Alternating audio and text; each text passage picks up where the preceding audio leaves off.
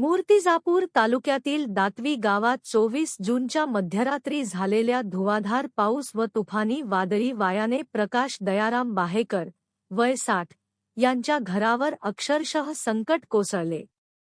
वादळाच्या प्रचंड वेगामुळे घरावरील 3 पत्रे उडून गेल्याने संपूर्ण छप्परच उद्ध्वस्त झाले आणि बाहेकर कुटुंब उघड्यावर आले.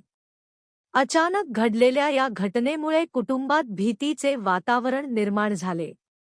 या दुर्घटनेत घरातील अन्नधान्य, टीव्ही, कपडे, घरगुती साहित्य तसेच इतर संसारोपयोगी वस्तूंचे मोठ्या प्रमाणात नुकसान झाले. पावसाचे पाणी थेट घरात शिरल्याने अनेक वस्तू भिजवून निकामी झाल्या. सुदैवाने या घटनेत कोणतीही जीवितहानी झाली नाही. मात्र कुटुंबाचा संसार मोठ्या संकटात सापडला असून राहण्यासाठी सुरक्षित निवाऱ्याचाही प्रश्न निर्माण झाला आहे. घटनेनंतर प्रकाश बाहेकर यांनी ग्रामपंचायतीचे सरपंच वानखडे तसेच तलाठी राऊत यांच्याकडे लेखी निवेदन सादर करून नुकसानग्रस्त घराचा तातडीने पंचनामा करण्याची मागणी केली आहे. शासनाकडून आर्थिक मदत व योग्य नुकसान भरपाई मिळावी अशी मागणी त्यांनी केली आहे.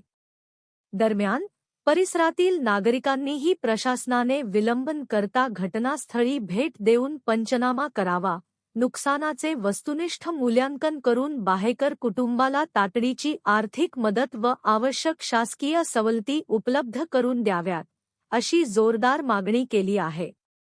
ताज्या बातम्या व घडामोडीसाठी महाराष्ट्र मेल चॅनल लाईक आणि सबस्क्राईब केलं नसेल तर सबस्क्राईब करा. मूर्तिजापूर वरून संतोष माने सह महाराष्ट्र मेल न्यूज नेटवर्क.